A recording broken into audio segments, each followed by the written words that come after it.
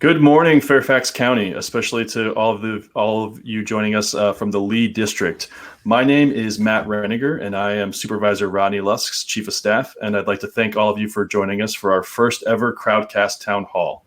Before I turn this over to Supervisor Lusk, I just wanted to take a couple minutes and share a few things about today's format. I don't want anybody to stress out if you end up joining late or you miss something here in the instructions, because our team is going to be posting updates live in the chat, which will also include recaps on instructions and try to help you address any technical issues. So first and foremost, the most important thing we want to emphasize is that we want today to be a true town hall. And so that means the most important thing is that it's interactive. We're going to be welcoming questions from the audience. We're actually set up to take them live over video. So if you'd like to ask a question of any of our guests, or you'd just like to pose a general question, we ask that you use the field at the bottom of your screen that says ask a question. You can type your question into the field that populates there when you pick it up. And we only ask that you designate who your question's for, if it's for a specific person. And if you do not have the capacity on the computer that you're on for camera or video or audio feed, please designate that so we don't invite you on screen. There's going to be more questions than we can answer. So if there's a question that you see, we ask that you also upvote it in the question queue there so we know which questions people want to hear about most.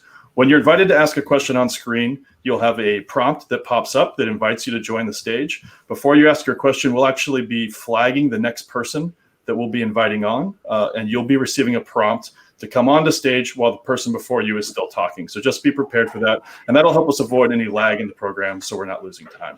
We also really want to try to feature small businesses and nonprofits, specifically in Southern Fairfax County. So if you are a small business or nonprofit in Fairfax County and you'd like to share some information or get a plug or ask a question, please designate that when you submit your question so we know who you are and we can try to prioritize you.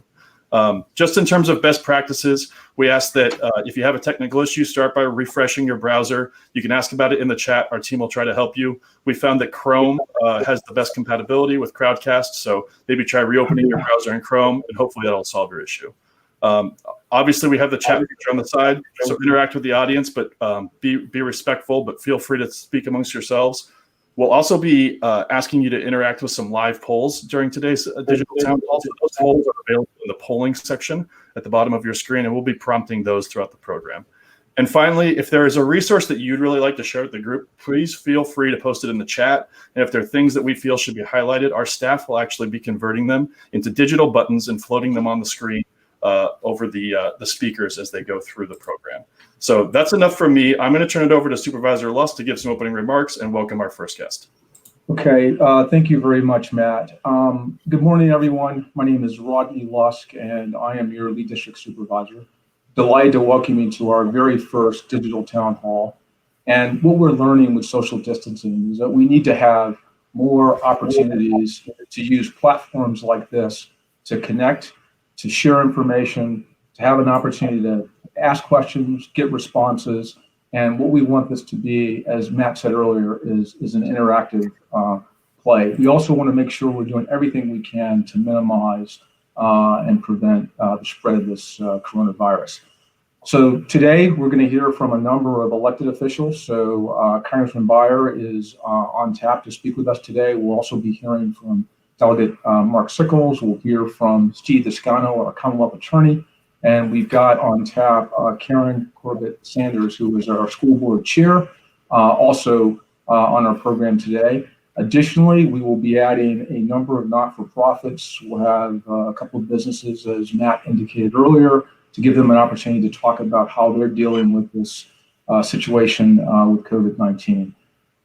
Again, we want this to be interactive, so think about your questions, get those queued up, and you can ask those questions of those individuals who are in the box at the time that they're talking. And if you even want to ask me questions, certainly feel free to do that as well. Now, before we start, I just want to make two other quick points. The first is I want to thank everyone for what they're doing to help reduce the spread. The social distancing, the washing of your hands consistently, making sure that you're staying at home is making a huge difference. Kaylee, can you try to ensure that our mortalities are down? So as a result of your efforts, please continue doing that. And then the last point I'll make is I want to say thank you to all of those who are helping our residents in need. This is a tough time for everyone, but we recognize that there are many in our community who kids are on free and reduced lunch, their parents are working in some of these retail positions, and unfortunately, they're the most vulnerable and the most at risk. So thank you for supporting the not-for-profits. Thank you for volunteering and doing what you can to help those individuals. We'll hear from a couple of the not-for-profits here later, and we'll get a sense of what the state of play is in terms of what their needs are and how we might be able to help. So with that, let's go ahead and transition now to our program. So I'd like to welcome Congressman Beyer, and I want to say thank you again for your willingness to participate in our town hall. As many of you might know, Congressman Beyer is our 8th Congressional District Representative. He's served in this role since 2015. He's a stalwart member and has worked tremendously hard on behalf of the residents here in the Lee and Mount Vernon areas. And I want to say thank you for all of your work also on the stimulus package. And at this time, I'd like to give you an opportunity to say anything that you'd like relative to it and any other issues you want to share. So again, thank you for participating. Rodney, thank you very much for the invitation to be part of this. And did you know this was going to happen when you ran for office last year? What were you thinking? Well, I'll say this. I like challenges, and I'm a government guy, so I've 30 years experience. So a problem is something I want to try to solve. This is a big problem, and I'll say this is not what I anticipated, but I'm not afraid of it, and I'll do everything I can to address it. So thank you for asking, though. This is unfortunately for the last 40 years we've lived in a political climate where government is bad and get government off the backs of people. Right. Let's shrink. When the year I was born, we had 5 federal civil servants for every 100 Americans. Today, we have 2 for every 100 employed Americans. Wow. And we were suffering the consequence of not having the government resources, the government slack to get on top of this fast enough. Right. But Rodney, I thought I'd give you just 3 quick points and then take whatever questions I can in my time. Okay. Thank you. The first is we spend the number one priority on Capitol Hill, and I'm sure in the Lee District Supervisor's office, is to maximize the health, minimize the health damage to our people. Right. And so we track very closely the curve. It looks like the national curve will peak in terms of both deaths and resources in 12 or 13 days, April 15th, April 16th. But here in Virginia, it's going to be more like May 20th, May 21st. Those numbers can change every day based on our activities, but in many ways, this is because we've been able to flatten the curve because you've been so good about staying home. Right. And Governor Northam's stay-at-home thing expires on June 10th, and so we're building everything on that. Mm-hmm. The second thing I'd like to say is the CARES package we passed last Friday, just about this time. I was one of the 215 members who went in. I figured, given that I live closer than any other member of Congress, I had a special responsibility to show up. Okay. And we had to overcome Thomas Massey's one objection to it. Otherwise, it was pretty universal, Democrat and Republican, that this was a good thing. Mm-hmm. $2 trillion, and it's become obvious through the course of the week that that's not enough. Today's been described by our local bankers as probably the craziest day in American banking history, as small and medium-sized businesses and nonprofits from around the Commonwealth, around the country, try to phone in or get in on the internet to apply for their payment protection plan loan. Please be patient. Overwhelming demand. This is the first day, but people are working very hard to get on top of it. And finally, there are much more to come. We have a Ways and Means call this afternoon at 1 o'clock. Requests already for what we want to see in package number 4 and probably in package number 5. We know there's not nearly enough money for state and local government, $147 billion for the country, and California's already used $21 billion. New York's already gone through $15 billion. So I know Governor Northam and Supervisor Lusk will be worried about what this is doing to your county budget, Fairfax, and to the state budget. Yeah. I know even little city of Alexandria has already projected a $100 million shortfall out of an $800 million budget because of this. Mm-hmm. And we will be looking at automatic stabilizers and making sure that the healthcare costs of dealing with coronavirus are at no cost, i.e. free to everyone. It's not in the current bill, but we are very committed to making that happen. We don't want people refusing to get service because they can't afford it and then making lots of other people sick, maybe other people dying. Right. And then really trying to get on top of the antibody tests. Of course, you want the vaccines, but Dr. Fauci still says 12 to 18 months away. Mm-hmm. But the antibody test can come a lot sooner. And once you've determined that Matt Renninger or Rodney Lusk have had the disease and are over it and are no longer contagious, they can be out there in the community, Right. not only buying things, but helping other people, and will be the safest people to deal with everyone else. Yeah. I am very privileged to serve on the Ways and Means Committee. I'm vice chair of the Joint Economic Committee, and I've been on the Science Committee now for 6 years. They're the three perfect committees for trying to make a difference on this coronavirus pandemic with which we deal. So let me cease and try to answer any questions that you may have.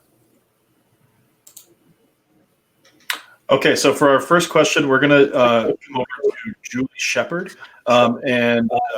First question, Julie, is yours, but Gail Nettle, you're in the queue. So Gail, be prepared. We're going to send you a prompt, and you'll be on deck for the second question. So over to you, Julie. Hi, good morning, Congressman Beyer. Thanks for doing this. Julie Good Shepard. morning, Julie. Thank you. I'm a member of the Virginia State PTA Advocacy Committee, and we're hearing from the community that parents with students with disabilities are really concerned about funding and for their children and regarding the free and appropriate education of their students. National PTA specifically has asked for a one-time infusion of emergency funds for IDEA. And I'm wondering, what will you be able to do to help support IDEA funding during this COVID-19 crisis? Thanks, Julie. Julie, thank you very much. I'm sure there's a specific ask coming from them too. One of the interesting parts about this particular crisis is we're constantly learning new things. This is the first time I've heard about the IDA issue, but that makes total sense to me.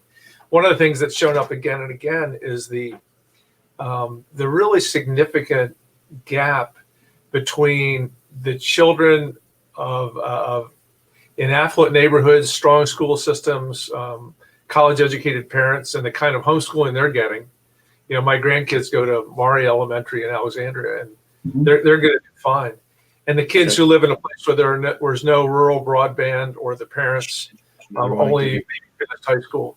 But this specific issue of the disability kids, the IDEA, is new. So let me bring it up this afternoon. It's definitely the kind of thing that we should be addressing. And Julie, if there's a specific ask of how much that infusion should be, please let me know.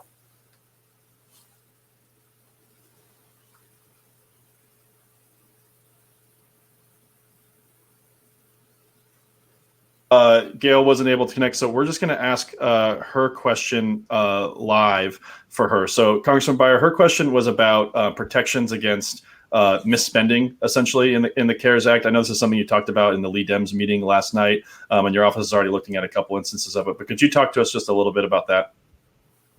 Well, first of all, if you're going to spend $2 trillion, especially in a hurry up, there's inevitably going to be some fraud, some waste. That's not to excuse it. We have to do our best to minimize it. On one of the banker calls last night, their great concern was, how do they make sure that the business that shows up for their payment protection plan today is a real business and didn't start last week? So the good news, I think, is we're all very aware of the fact that people are going to try to cheat. In my conversations with the head of the hospitals in Northern Virginia, they sadly have said that many of their over-the-transom offers for personal protective equipment have been fake, have been fraud, just people trying to get money but never anything to offer, or the stuff they offer doesn't work. Happily, Nancy Pelosi yesterday stood up a special committee on oversight of all the spending. She recognized we tend to do this after the fact. after World War I, after World War II. Uh-huh. But we need to do this contemporaneously with the spending of the money so we can make sure that it's going where it's intended to go. Again, I sort of cycle back to the importance of having enough well-trained, well-educated, motivated people in the government to actually do this, because you don't stand up professional auditors overnight. Well, once again, one of the side benefits, that's probably a poor way to put it, but with the over 10 million people that are out of work just in the last 3 weeks, is that there will probably be many of them that we can bring back that have the specific skills that help us do oversight. Monica Taylor, and she asked that we ask this one for her. And this might be, maybe this question is for both of you, and it might actually be a better question for someone at the state level, but I think the folks would really be interested in each of your insights. So the question is, watching what's happening in New York, is Virginia planning to build extra facilities for people if the hospitals become overwhelmed? And do we have enough ventilators? It's quite intense to watch all that's happening. That's Monica's comment. Rodney, do you want to start? I'll say this. I mean, obviously, with regard to PPEs and medical equipment, we've got to do more. And I know that at the state level, there are some initiatives to identify companies that can produce and manufacture some of this equipment. So we are recognizing that that is something that needs to be done. And we're also later in the program going to be talking with one of our local companies that is in the process of helping us kind of address this problem as well. We want to support that because we recognize that it's better to have the machinery and the equipment in place, assuming that something, not to say it's going to be catastrophic, but you need to be prepared. And I think this is definitely something that we'll be continuing to monitor and work with the state and the federal government on.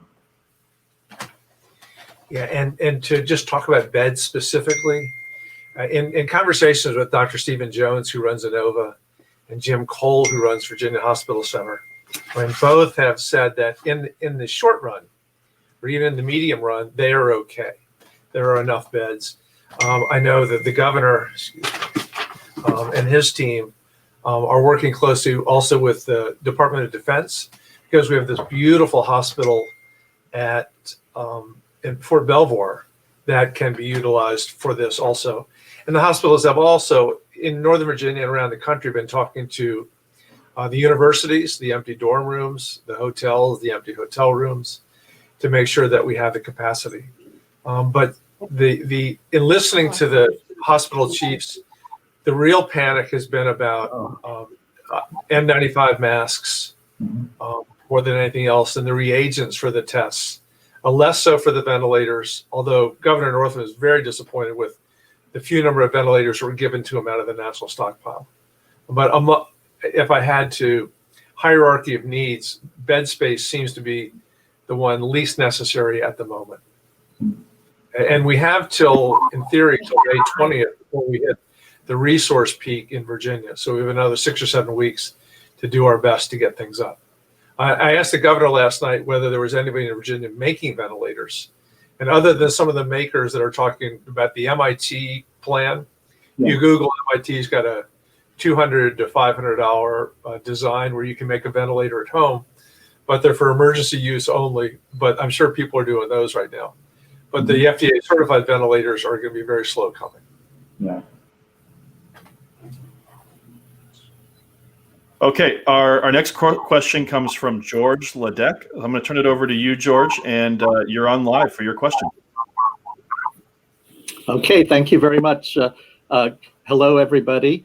My question is, if this COVID-19 epidemic were to persist into the fall, what steps are being taken and may need to be taken very quickly to that will be able to cast their ballots safely without risking their health, and that their votes will be counted accurately and in a timely way? Thanks, George. And before I turn that over to Supervisor Lusk and Congressman Beyer, I'll just flag Shanta. Your question will be coming up next, so you'll be getting a prompt. Thanks, George. So George, number one, our hope and our expectation is that by July 1st in Virginia, we will be past most of this. If in a worst case, there is a second spike, remember in the 2018-2019 flu epidemic, way more people died in the second wave than in the first. I think we're trying to do everything we possibly can to make sure that there isn't a second wave. But one of the things that we had in the CARES package, the one we passed a week ago today, was vote by home. And the Senate Republicans fought against it, and it ended up being dropped. We have not given up that fight. We definitely believe that voting by home, vote at home, mail-in ballots, as they have in Colorado and Washington and Oregon, California to a lesser extent, makes it a great difference in terms of people being able to cast their ballot. And in the case of an epidemic, a pandemic, it can still proceed. I was on a call with Charlie Cook last night of the Cook Report, who predicted unprecedented turnout from both Democrats and Republicans in this November. Assuming there's not a huge second wave, that people are very, very motivated. And so we just want to make sure that in this democracy, everybody has a chance to cast their vote.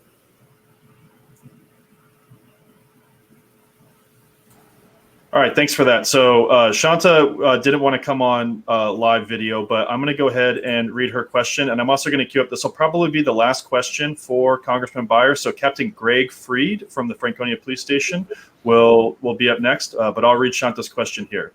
So Shanta's question is for Congressman Beyer, and it is, will there be a bill to cover paid leave for healthcare workers and frontline workers? Why were healthcare providers excluded from the current paid sick leave bills? Shanta, I confess I didn't know that they were excluded from it. So I will make that note. They should not have been left out. And certainly it depends on the kind of healthcare worker you are.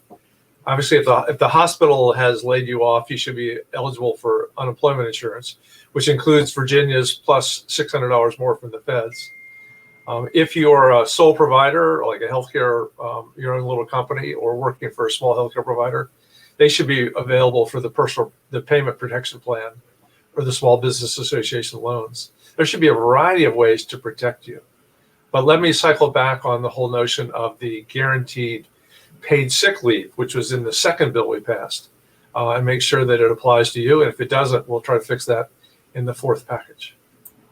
By the way, I understand why you wouldn't be on camera with Rodney Lusk with this tie on. It's the first tie I've seen in about 3 weeks. Oh my gosh, that's too funny. Try working for him, sir. It's hard to keep up. I'll confess, I actually had my jacket on before the meeting, so I actually took it off. Congressman Beyer, I'd like to really thank you for your participation. I'll turn it over to Rodney if he wants to have any parting words, and then we're going to welcome Captain Greg Freed. No, I'll just say thank you for everything you're doing on behalf of the residents here in Lee and the area in Alexandria. So continue the fight, and if we can support you in any way, we look forward to doing that as well. Thank you. Rodney, thank you for your leadership. And Matt, thanks for setting all this up. And Shanta, we'll track down your question on paid sick leave for healthcare workers. Thanks. Good luck with the rest of the session. Thank you. So, Matt, I'll go ahead and introduce Captain Freed. Yeah, and just real quickly, I'm going to bring Captain Freed up on the screen here in a second. If you are in the audience and you have a question specifically for Captain Freed as we move through his portion, please make sure to designate in the question area, and our staff is going to try to catch it. The questions are obviously coming in faster than we can read them, but make sure you designate that. And pending questions that come in between, our next guest will be Evan Kaufman from SFDC. So you're on deck, Evan, and I'm going to bring in Captain Freed right now. Captain Freed, thank you very much for being willing to participate in our program here today. For those who might not know, you are our station commander here. Can you hear me, Matt? Yeah, we got you, Captain. In the Franconia station, and we appreciate everything you're doing to support, making our community safe.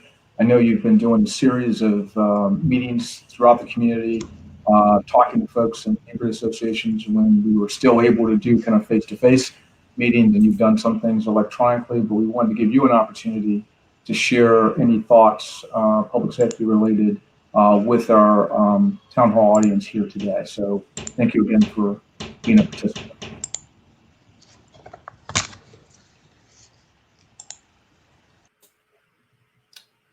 Okay, it looks like we've just lost Captain Freed for a second, so we'll give him a minute to reconnect. Hey, Captain Freed, are you with us?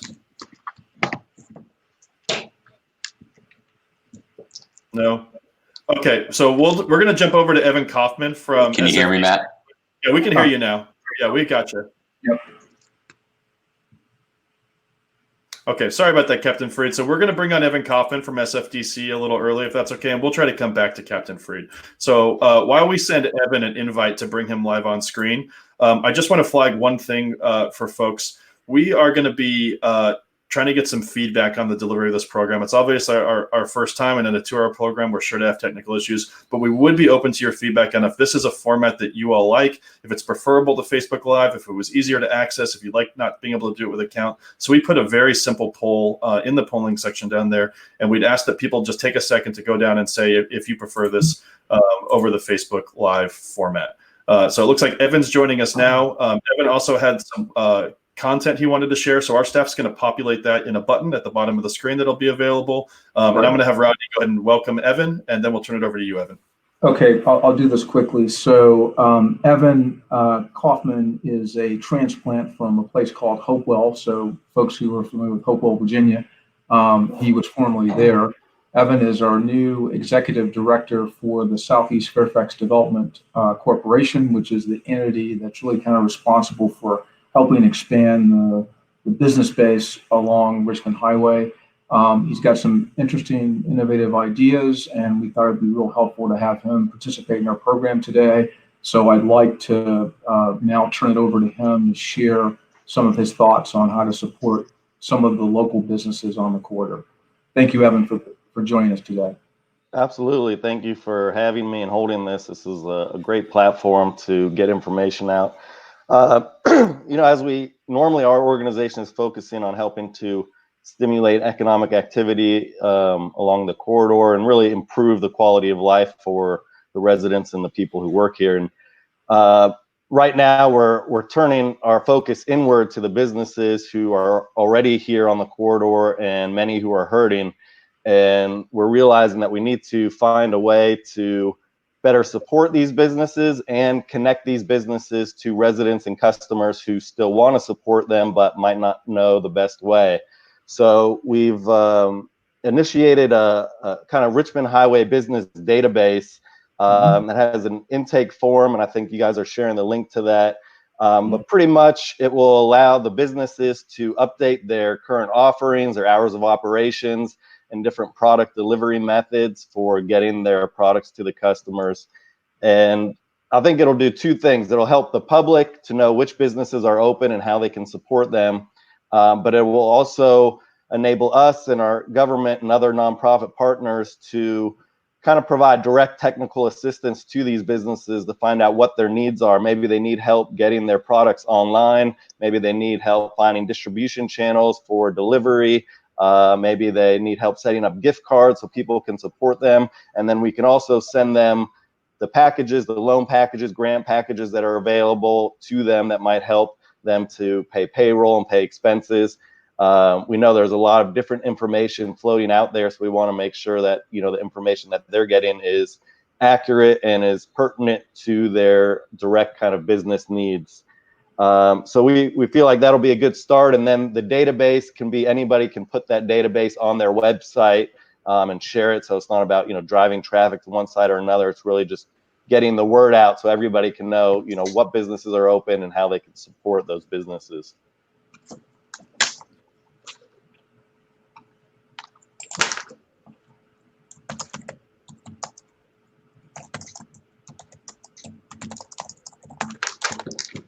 Matt, I can't hear you.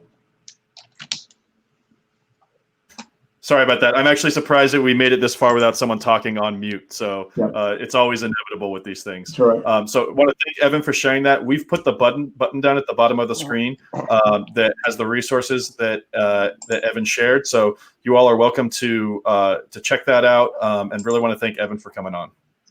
Thank you. Yeah, we asked for businesses to take 5 minutes to fill it out, and then just everybody to share that with the businesses that they might know who could use that tool to spread the word about what they're offering. Thanks, Evan. Matt, I'm sorry. Before Evan leaves, I thought that loyalty program option that he was talking about might be interesting here too. Just if you could take a second and talk about that. Yeah. So the goal is once we develop this list and are able to know which businesses are open and what services that they have available, we then want to promote it to the public and really come up with interesting ways for the public to get involved. One thing that we were talking about was like a community giving pledge where we could get people to commit to whatever amount they feel comfortable with each week to spending a certain amount of money on local businesses, whether it's $5 or $100. And then we would send them weekly coming up with ideas from us and our partners on different creative ways to spend that money, whether it's a delivery or pickup method, maybe it's a paint and sip virtual stream with some local artists or creative businesses, or maybe it's restaurants serving meal prep where you could take the ingredients home and then we can live stream a video demonstration of how to make that food idea. So that'll be the next step, is coming up with that list for people to kind of commit just something to make them feel accountable to supporting the local businesses. I want to recognize that. I think that's a really innovative thought. So thank you for bringing that forward. Thank you. Thanks, Evan. All right, Captain Freed, any chance we got you to reconnect? No? Okay, it looks like Captain Freed Matt, can you hear me? Yeah, we can hear you, but I don't think you can hear us, Captain. So unfortunately, we're going to have to move on, but we do appreciate you trying to connect, and we'll get you in the next one, Captain Can you hear Freed. me? Yeah, we can hear you. Can you hear us? No. Okay, we'll get you in the next one, Captain Freed. Really sorry about that. So I'm going to go to a constituent question really quick. And on deck, we're going to have Susan Collins from Inova, who hopefully is going to help us answer the most upvoted question on here, which I think is the one you're probably all waiting for. So I'll do a question for Rodney while we bring Susan on. And then after that, we'll be going to School Board Chair Karen Corbett Sanders. So Rodney, this question's directly for you, and it's the second most upvoted question. Constituents are just looking to get some more information on what's the situation with the purple recycling bins, and are we likely to see any change to the current status of those in the coming weeks? Yeah, I hate to say this. This is a tough one. The issue there is that we are down staff, and we've got to make a prioritization of how we're going to do removal of trash, and that's going to be the priority going forward. Second is those purple bins with the glass, the material that's placed in them. The COVID-19 virus has a tendency to kind of live longer on that material, so it puts the employees at risk. We're trying to figure this out, but I think in the short run, we're going to have to not be able to do that glass recycling. You can still take it, I think, down to the landfill, but it will not be picked up at its current locations. And I think the bins are actually going to be removed from their current locations as well. I commit to this. We will do everything we can to bring that back as quickly as possible. I will say that the staff who work in those positions, the haulers and the trash removers, are folks who have some challenges too, based on kind of where they live and issues with childcare. So we're just trying to be mindful of a number of considerations when we make these types of decisions. But the priority is on the removal of the trash and making sure that still happens. So while we wait for Susan to connect, there's a question in the chat for you, Rodney. Folks are wondering, in light of the current situation, can we put glass in the garbage? I mean, I guess I can't say no, but I don't know if that's the best method. I mean, it's probably better for it to be separated and taken separately if possible, or if there's a way to just hold it until we get past this period. I'm not, again, sure how long it's going to be. We'll do everything we can to get this recycling back as soon as possible. It's just in the short run, I just can't give you an answer as to when. Okay, great. I'm just going to give a quick cue to Susan. Susan, if you're having trouble connecting, sometimes you need to click save once you've accepted the invite on your audio and video format before it'll bring you on screen. So while you check on that, I'm going to ask Supervisor Lusk another question that's come up from the queue. And this is a great opportunity, sir, because someone's asking about questions related to the budget and property taxes. So instead of answering it directly here, could you talk about the poll that we prepared and what we're going to be doing for folks in light of the new budget situation? Yeah, so I think everyone's probably aware that the original budget that was presented by the county executive, which was about 5.5 weeks ago, is no longer valid. I mean, we've had a pretty dramatic circumstance as it relates to our economy, and the county executive is right now preparing a new budget that will be presented to the Board of Supervisors at our next meeting, which will be on this upcoming Tuesday, April 7th. What we will do is we're going to have a town hall meeting on the budget. We did one earlier with the previous budget, but we recognize that that budget is no longer valid. We'll have a second town hall with the newly recommended budget from the county executive. We're asking in a poll that you'll see on this website what day and times would make the most sense. So if we could get your feedback on that, that would be perfect. And what we will do is have Christina Jackson, who is the director for the Department of Management and Budget in Fairfax County, present the budget as recommended by the county executive, and then I'll take questions for myself, questions for her, just to make sure everyone understands what's being proposed in the new budget and then how we'll go forward. The last thing I'll make reference to is after the budget has been presented on April 7th, we'll then start our public hearing process, which will be the next Tuesday. So April 14th will be the first day of public hearings to hear testimony on the budget. April 15th and April 16th will be the other 2 days as well. So stay tuned. We'll send some notes on that so everyone will have that. But if you can make it to our town hall, we'd love to have you. So give us some feedback, though, on what day and time is best. Great. So before we welcome Susan Collins, we're going to be coming to you in Susan Carroll. I'm sorry, excuse me, Susan Carroll. We're going to be bringing up next School Board Chair Karen Corbett Sanders. So Karen, you're on deck.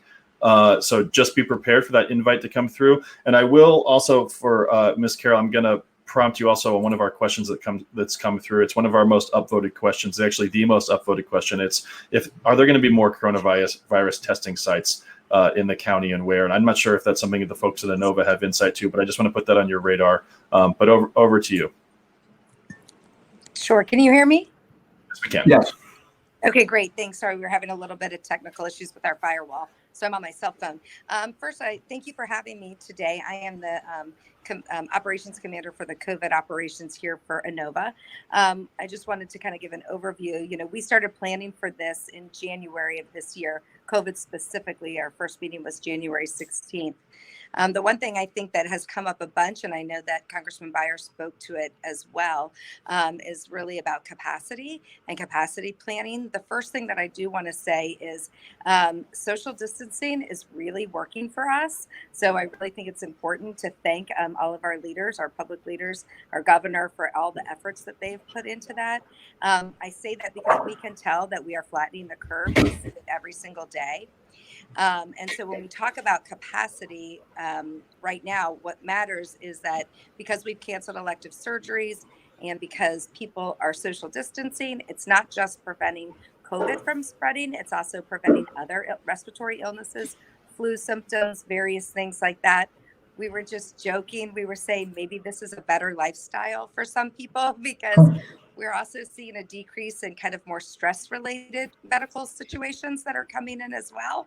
And so our capacity is real. We have a lot of capacity at all 5 of our hospitals right now because of all of these efforts. So we really just want to thank the community and keep up the great work because doing this has put us so far ahead of places like New York, and us being able to have every day we have that we can plan more for this because of these great efforts by the community.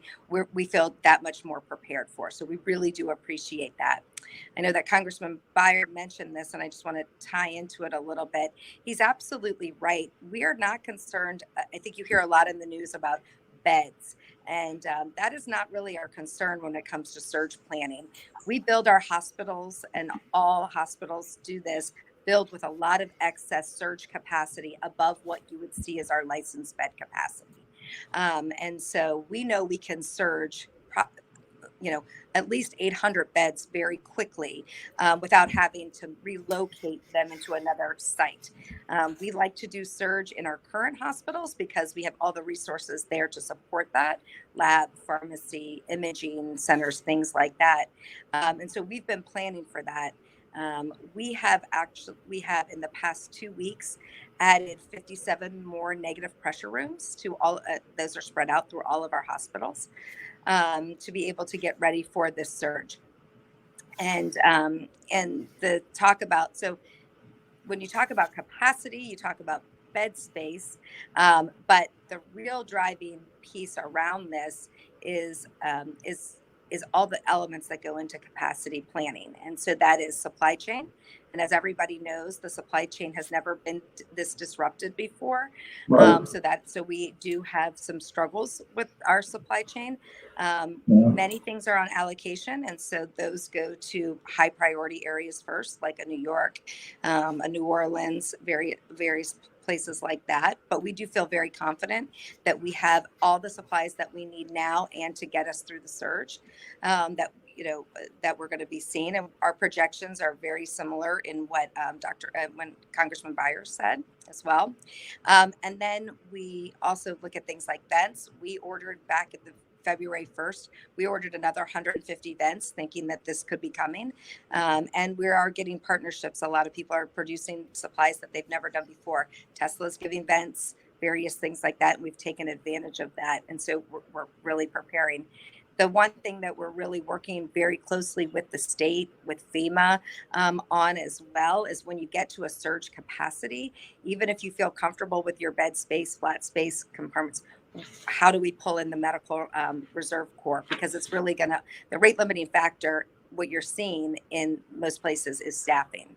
And so really working with our medical reserve corps and organizing that statewide to be able to get train up and to be able to get some doctors, nurses, respiratory therapists when we're able to when we need them. Thanks for that, Susan. Supervisor Lusk, I'm going to turn it back over to you if you'd like to give any response at all or ask any questions before we welcome Karen. No, I'll say. Go ahead. I didn't respond about the testing question. Shoot. Yes. Excellent.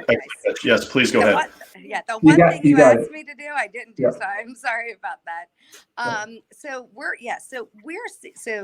as testing works, there's testing machines, then there are testing reagents, like Congressman Beyer spoke to as well. And then there's testing kits, and the testing kits are cotton swabs, plastics, various things. So to roll out mass testing, you have to have all three pieces. We're very fortunate that we received all of our testing machines in-house this week, and we're receiving 16 more in-house over the weekend. So we've got the machine piece in place so that we can roll those out. All reagents, which is the chemicals you have to put into the machine, are on federal allocation. So what that means is the CDC actually allocates what regions get those supplies. And so it's not something that we can just say, hey, we want 6,000 reagents this week. Those are all allocated right now, and they're being allocated to the areas that they think that they can help most, like in New York or, other places like that. We are seeing every single day the supply chain struggles and the reagent piece really opening up. I would say that the manufacturing that's happening in the US and the ability for people, so many companies coming together to produce things differently than they had before, we are really seeing that open up this week. And so we're thinking that in the next 2 weeks that we will be able to have more testing capabilities across our facilities.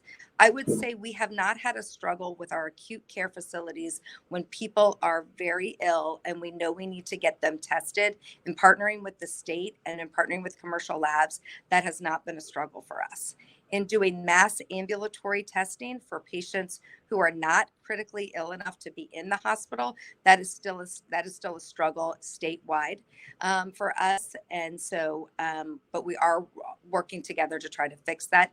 And that struggle is around the reagents, not necessarily the testing machines. So when people see these testing machines on the news have been approved by the FDA and they're releasing 50,000. That doesn't paint the whole picture that we want to see. And then these testing kits use swabs. And so it's even everything from having enough of these super long Q-tips that you have to test with that we're trying to frantically get in as well. But I do think we're going to see a tipping point, like a pivot in the next 2 weeks is what we're hoping on testing when we look at what we think we're seeing from the supply chain.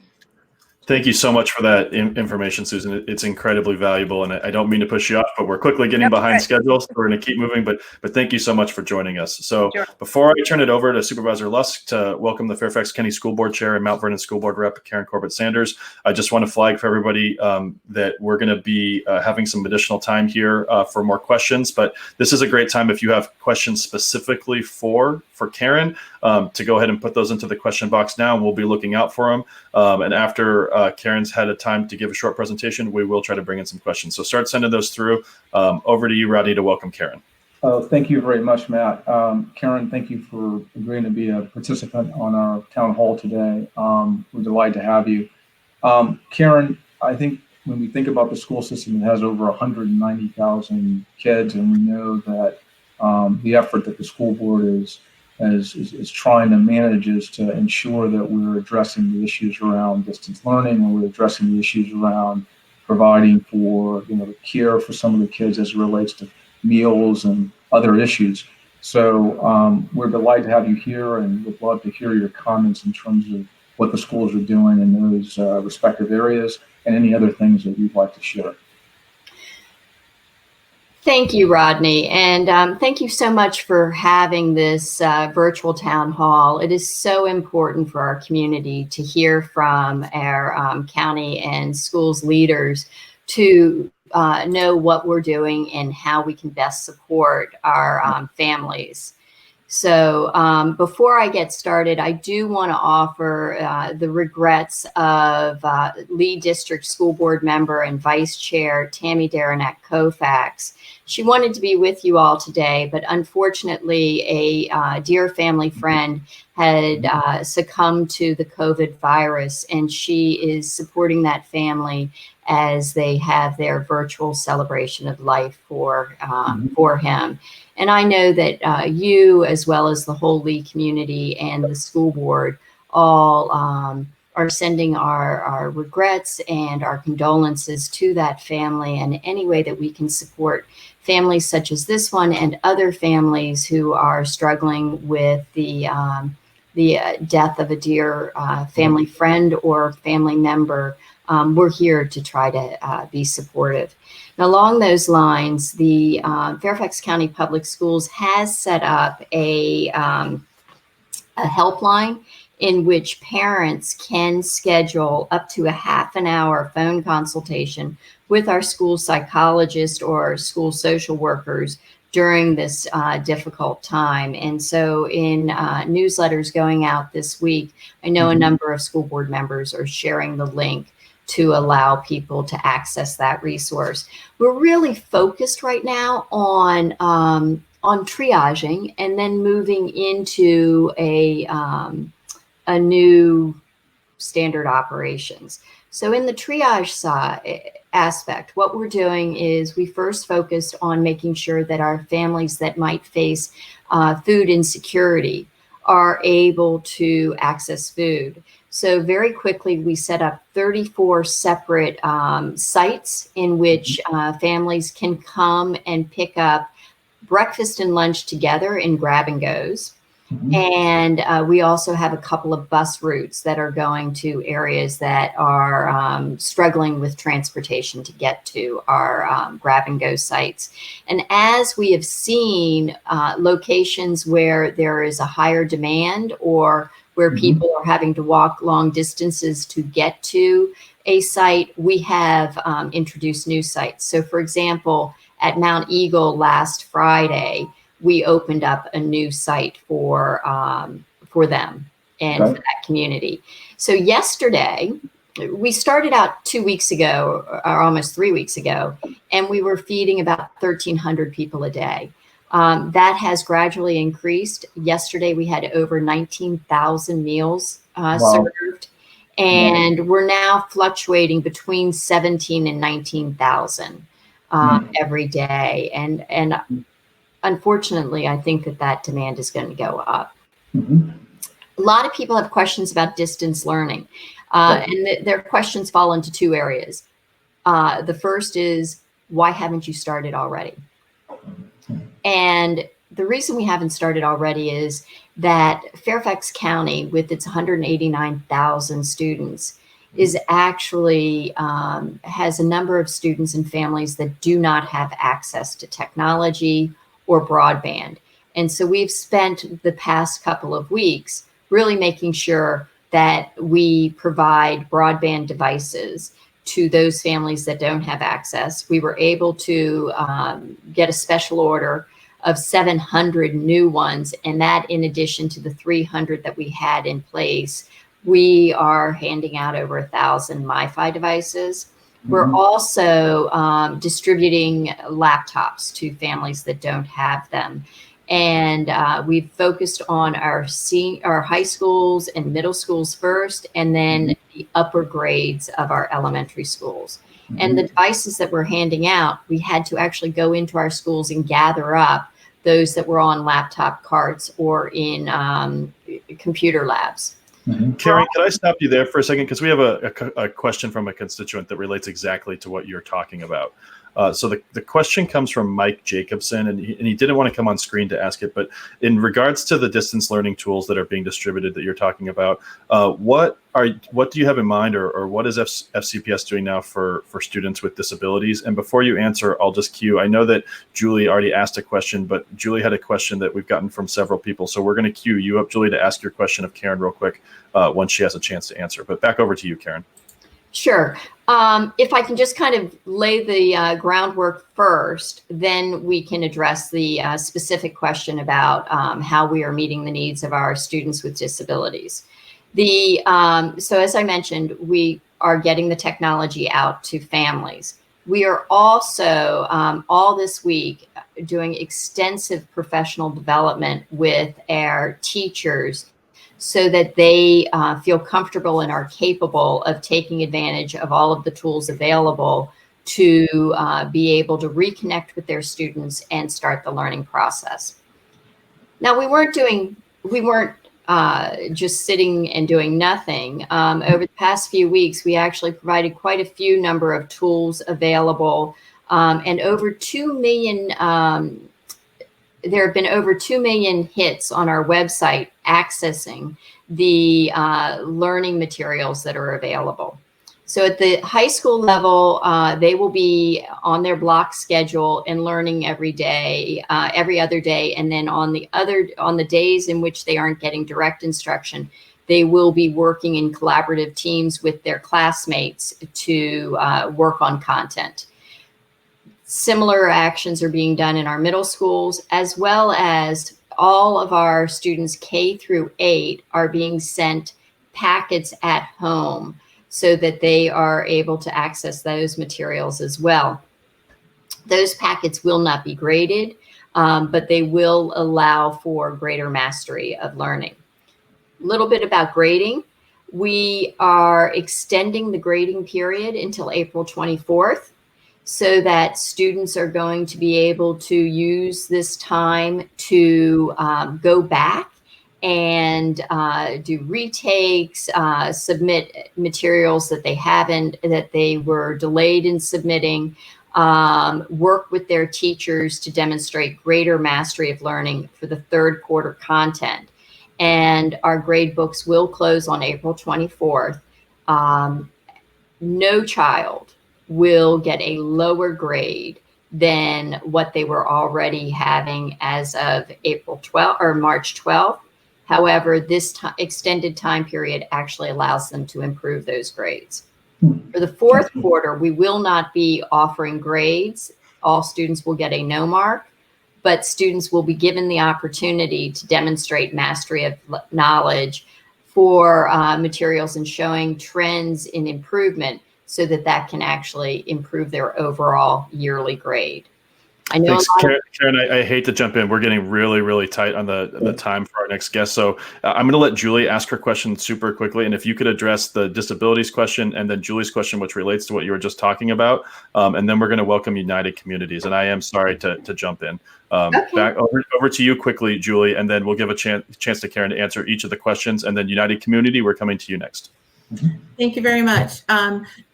Karen, I'm hearing in the community that not everyone has received their mailed packets yet, and people are getting anxious about it. So if they haven't received them yet, where can they go online to access that as well? And there's also been some confusion from the elementary school parents about who gets a laptop or a tablet or not.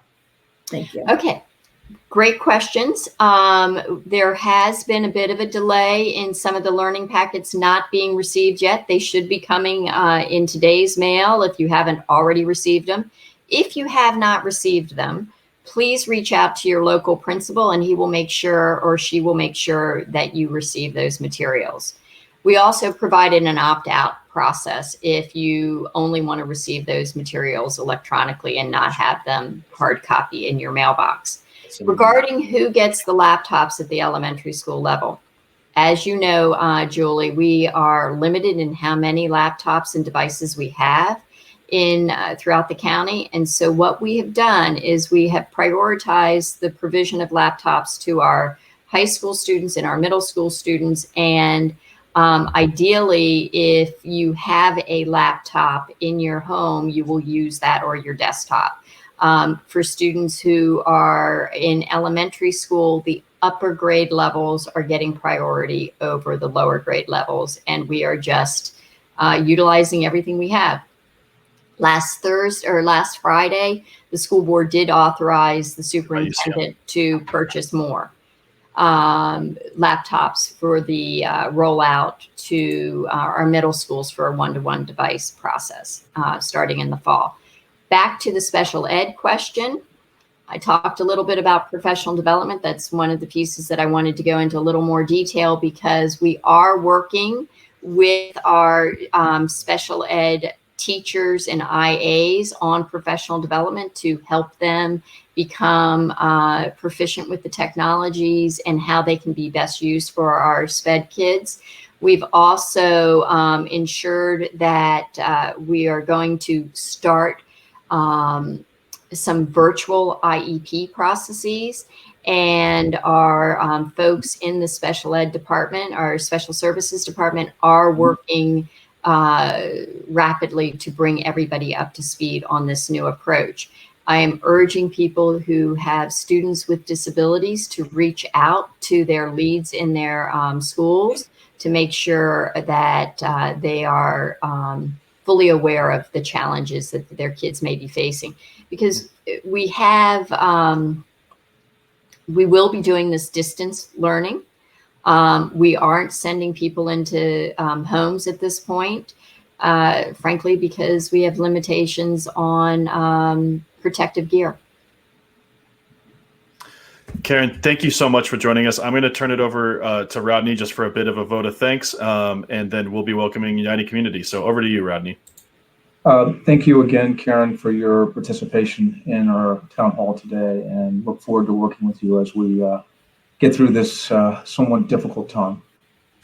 Well, you have a fantastic representative in Ms. Derenak Koufax, and I am glad to be supportive of her in this, in being able to participate today. I do ask that if people have questions to reach out to us, and I also understand that Ms. Boateng is on the has a question. We haven't seen that in the queue, but we can try to bring her in. She didn't reach out ahead of time. I know we had discussed her asking a question specific to students, but unfortunately that didn't come through. But we'll try to circle back to it, Karen, or we'll get it for the next one. Excellent. Thank you. All right. Thank you so much, and we'll talk soon. Yeah. Okay, Rodney. So now we're going to be welcoming Allison DeCourcy from United Community. This is going to be the feature on the first of the nonprofits that we're going to try to move to in this next section, where we're going to try to now, for the remainder of the program, get more of a focus on folks who are working in South County, the Springfield and Route 1 areas, hopefully more on the business side of the nonprofit side. So over to you, Rodney, and then we'll have Allison. Okay, thank you, Matt. Allison, thank you very much for being able to participate in our program today. I want to recognize the extraordinary work that United Community is doing to support those that are most vulnerable in our community. The Richmond Highway Corridor in particular, both on the Lee District and the Mount Vernon District sides, have a large number of kids that are, in Title I schools, and their families are working in positions that just don't pay enough to subsist in this community. So thank you for your focus on children, on families, on youth, and we do want to kind of get a sense of where are you in light of all the changes with COVID-19. What are some of the challenges for you, and what are some things that we might be able to do as a community to support you? And we're going to turn it over to you here, Allison. But I just want to put on notice Holly Doherty from the Mount Vernon Lee Chamber of Commerce. You'll be up next, so keep an eye out, Holly. Well, and thank you, Supervisor Lusk. I want to thank you, first of all, for welcoming United Community and for your leadership representing the communities within Lee, where scarcity and disadvantage have existed long before the COVID crisis. And now more than ever, the need is more critical. And so I want to tell you what we are doing at United Community. We are laser focused on food distribution to ensure that this public health crisis that we are all in the middle of does not become a hunger crisis. I'm coming to you today from our headquarters at Fordson Road, where we are distributing right now food to our neighbors in need. And what that food packaging looks like is about a 3-day supply of food. And we want to increase that to about 5 days to get to households. So we're listening to what the governor says of staying at home. But to be really honest, we're experiencing supply chain issues. That's not uncommon. I've been participating in a lot of conversations that indeed that is an experience not specific to United Community. In partnership with Fairfax County government and specifically Neighborhood and Community Services, I'm pleased to announce that we are setting up a second pantry for storage and sorting to minimize risk of a single point of failure here at Fordson. We're thrilled. We know expansion needs to take place. The need is only going to grow, and I'm going to tell you about what we've seen already in just a moment. But with that partnership with the county, we're going to be working on getting food to areas in the greatest needs in Lee and in Mount Vernon districts, folks who really have issues with transportation. Getting the food to the communities is critical. Bottom line, we are not turning away people who are hungry. We are relaxing our intake requirements to new clients to the barest minimum to ensure that clients are served as quickly as possible. I want to tell you what we've experienced in the last month, and really it's the last kind of 2 weeks of the last month. We have seen new people that fall into 3 categories. New people who have never utilized United Community Services before. That's group 1. Group 2 are people who stopped using our services as of July 19 and now are coming back. So people who kind of, if you want to say, graduated to self-sufficiency and now need our services again. And third, people outside of our service area. Again, we are not turning away people who are hungry. In terms of numbers behind those categories, we've seen a 40% increase of individuals in March over February. We've seen 123% increase in the number of new families. And that increase really took place the last 2 weeks. The vast majority of that increase took place the last 2 weeks of the month. And then the number of clients who typically come to us, we've seen a 27% increase of those folks who may come once a month, now are coming every week, every chance that they have. The increase is there, it's real, and we are anticipating much higher demand, and I'll talk to that in a moment. I am pleased to also talk to you very briefly about a new partnership with the DC Diaper Bank. Families with infants need diapers, and diapers are expensive, and we just entered into this partnership with the DC Diaper Bank. So just as folks access food here at United Community, they are also able to access diapers. And we're thrilled to have that partnership. Those diapers are coming to us free, and that's fantastic. In terms of our needs, and I'll finish up with needs. Yes. Pardon me. Certainly our number one need is money to buy food for that anticipated, much more radical increase in demand. And we've done our homework on this. We know what the experiences are of other food pantries in other areas of the country. And so for every dollar donated to United Community's COVID Emergency Response Fund, we can purchase 3 to 4 times the amount than the general public can going to a local grocery store. And that's because we very early on established a partnership with the Capital Area Food Bank to be their Route 1 food hub. And so we are able to receive or purchase food from them at a fraction of retail cost. So I'm asking folks to go to www.unitedcommunity.org and go ahead and make that donation if you are able. Also, go to that site if you know people who are hungry, because that will tell you our hours of operation here at Fordson and where we are going to be in the community. We all need to come out of the other side of COVID as a community that is whole and that is united. And I want to thank you for giving us this opportunity. Thanks, Supervisor Lusk. No, you're very welcome. All right. Thanks, Allison. Really appreciate you being on. Those are great resources. I just wanted to let you know that we did share your link as a button at the bottom of the screen, and we'll try to pop it over into the chat too, but anyone can access it right now at the bottom of the screen. Great connecting with you, Allison. We're going to come to Holly Doherty now. Holly, we're going to go about 60 seconds if you can do it. Your best elevator pitch from Mount Vernon Lee Chamber of Commerce. Anything you want to share? And Alan Brooks, you are on deck. Thank you, Matt. Thank you, Supervisor Lusk, for letting me have just a minute. Sure. Mount Vernon Lee Chamber, first off, we'd just like to thank everyone who's out there serving the community. We have a lot of businesses that are working extra hours, trying to keep their stores stocked and clean, disinfected, and just really going the extra mile to serve the community. And we appreciate that so much. And we appreciate our elected officials who are making some of these hard decisions that have to be made that are keeping us safe. We have a couple of resources that will help the community. If you go to our website, Matt's got that up on the screen, mountvernon.lee.chamber.org, you can find a list of businesses that are open now.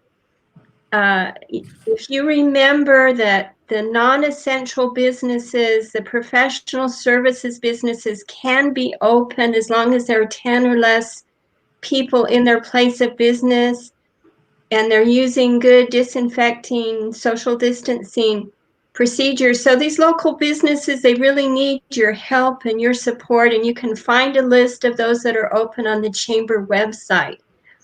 People have also asked me what they can do to help. Let me give you just 3 suggestions on how you can help local businesses right now. First, you can buy gift cards. Many of the local businesses offer gift cards. That gives them a cash infusion right now, some revenue to work with, and then you can actually use that later when this situation has been resolved. You can use the local restaurants. They're open, but they're only doing carry out. You can order online. All of them have online ordering services. Roy Rogers, Cedar Knoll Restaurant, Burton's Grill, all of them have online ordering, and then you can go there, pick it up at the curbside, or you can have it delivered to you. So don't forget these restaurants. Everybody's got to get tired from cooking their own cooking at home all the time, right? So we still want to eat out. But those Okay. are some things you can do to help our businesses right now. Holly, That's great. thanks so much, and thanks for everything that you and the chamber are doing. Over to you for a second, Rodney, before we bring our next person on. Now, I'll say the same. Look forward to working with you, Holly, and thank you for your commitment to the historic Richmond Highway corridor in both the Malvern and Lee districts. Okay, so we had a little bit of a pushback on Delegate Sickles' schedule, so he got pulled into a meeting with the speaker, but I still think we're going to be able to bring him on. So we're troubleshooting that right now. So while we wait, we're going to hear from a local business that employs people in Lee District. So over to Alan Brooks to tell us a little bit more about that. Hey everyone, thanks so much, Matt and Supervisor Lusk. We could not appreciate the time more. My name is, like I said, Alan Brooks. I'm the COO at Building Momentum. We're a service-disabled, veteran-owned small business that operates in our headquartered in Alexandria, and we do a lot of work kind of regionally with Marines and local businesses and things like that. Our company's background is in problem solving. We teach people how to use 21st century technology like 3D printing, laser cutting, welding, and more to solve problems dynamically. The coronavirus crisis immediately shut down pretty much all of our business, and so we shifted directly into how can we be supportive and helpful to both our local region and community writ large, and then the nation as a whole through pretty much 3 areas of disaster recovery efforts. So we are working on some things, and if there's anyone on the line that wants to reach out to me, I'll put my email in the chat, and I would love to either be able to support the work that you're doing through some of our responses, or if you have someone in your network that can help us scale some of these solutions, we're looking for that as well. So in the last 3 weeks, we've developed face mask solutions that are not N95 masks, which you've been hearing about a lot. The N95 masks really need to be retained for use by people dealing with corona and COVID patients. These masks are intended to be used in places where those aren't necessary. So from everyone from going to the store and wanting to wear a mask, to hospital support staff, to front of house restaurant workers, these do not work at the same scale as N95s. They are intended to reduce PPE burn for PPE equipment. We're also using, we've also created UVC sanitization methodologies. So using off-the-shelf equipment that we were able to source very, very rapidly, literally from Home Depot in some cases. We've made a UV sanitizing grill that is about yay wide and sanitizes things at a large scale. We have a small box version that Arlington County is going to start testing in their IT service department to sanitize cell phones and laptops for people who need to get those serviced during this time. Might work really well to work with Fairfax County Public Schools for some of the laptops they're going to be going to and from homes. We also have we're also working on an intubation protective chamber for the hospital systems. We're working with Virginia Hospital Center currently on testing these.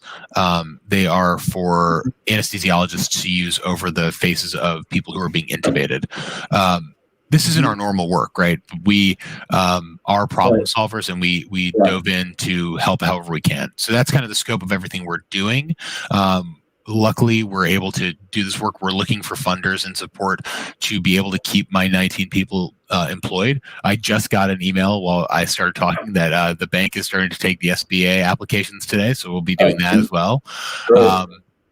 And so that's kind of the update on what we are, who we are, and what we do. And like I said in the chat, I'll be happy to share links to everything. And I can, if I'm able to drop our status document in there as well, I will. But if not, just please reach out to me directly, and I can send you a copy of it. Great. Thanks, Alan. Really great having you. Absolutely. Thank you, guys. Yeah. Well, while we wait for Delegate Sickles to connect, I'm going to just prompt a question for you, Supervisor Lusk, that was voted up in the chat. And can you just give a quick, maybe 45-second update on where things are at the TSA building and the widening of Frontier Boulevard? Well, Frontier Drive's extension is still under review. We're trying to raise the money to allow for it to be completed. We've gotten some initial funding in. We've got a couple of requests out, one to NBTA, which is on the list of prioritizations that the county has for projects, but I will be clear in saying we've got a couple of other projects that might be a little bit higher on that list as they relate to the widening of Richmond Highway and the BRT. But we are continuing to look for funding to be able to permit the ultimate design and construction of that facility. I believe that we have done most of the design at this point, but we've got to raise the additional funds over the next few years. So stay tuned. We'll keep you posted on that. And then for the TSA, it is actually scheduled to be opening here this year. So I think if everything goes well, we will start to see people migrating through that building sometime this year. So stay tuned. All right. So it looks like we're still waiting to connect with Delegate Sickles. But what I'm going to do is I'm going to ask another question, and then Gaddafi from Daloon Corp. We're going to bring you in next, and then hopefully after that, followed by Captain Freed again. I think we have Captain Freed back on the line. Try it one more time. We're going to try. We're going to try one more time. So, okay. Supervisor, could you just talk a little bit about with social distancing and what's going on, kind of the protocols that are being changed for public meetings, how we're handling the board meetings, what's going on with the land use committee? I know the SSPA has been moved. So how are we handling that, and what do we need people to know about? Well, the important thing is the Board of Supervisors has to adhere to the same protocols in terms of being at least 6 feet from each other. So obviously we can't meet in the same configuration that we normally do at the dais at the Board of Supervisors office. So what we've done at the Government Center is to move into what is the committee meeting space, and we're spaced around basically a U-shaped table in a way that we're all at least 6 feet away. What we've also had to do, because think about this, we have a couple of members of the Board of Supervisors who are in excess of 65 years of age, and we want to be sensitive to their vulnerability. So we've now moved to an electronic meeting format. So if any of those members wish to meet at a Board of Supervisors meeting remotely, we can actually dial them in, video conference them, make sure that we can hear them and they can vote and participate as any other member of the Board of Supervisors. So that's going to probably be in place now through this COVID-19 issue. So stay tuned in terms of what else we might have to do around that. As it relates to the Land Use Committee, we will have to look at devising some methodology for meeting for the Land Use Committee as well. I don't think we can suspend in perpetuity review of these cases. So we're right now going to have a meeting with Planning Commissioner Dan Lagana, myself, Matt, and we'll sit down with the chair, Ed Joseph, and we'll try to figure out with our social distancing. We'll be clear in saying that we won't be like exposing ourselves to one another, but clearly we have to figure out what the protocol is going to be going forward for those applications that are in the hopper right now. We can't not take care of those. We've got to have a protocol for that. So we'll be working on that here relatively soon. Okay, great. Captain Freed, we're going to actually send you a prompt right now and try to bring you on because it looks like we're waiting for Daloon to get connected. And then I think Roy Rogers, you had sent through a message, so we're going to try to prompt you also. So Captain Freed, we're coming to you. Supervisor Lusk, one of the other questions that has been in the feed quite a bit has been, do you have a sense of, and this might be a really difficult question to answer, but people are really wondering, what will the phasing look like for coming out of the social distancing and reopening? How will that look like? Based on the feedback you're getting from the health department, what kind of timeline are we near? Can you give any insight to folks who are asking about this? Yeah, unfortunately, I won't have any insights yet. I think we're going to have to see where we are as we're moving through this kind of curve. And I'll be clear in saying, we're still basically going up that curve. So we haven't even got to the peak. So we get to the peak, then we're going to plateau, and then we're going to start to come back down.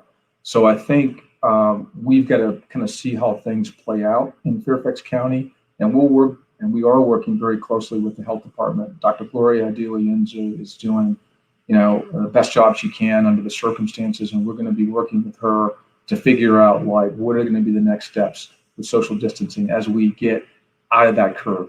But right now, we're still just climbing it.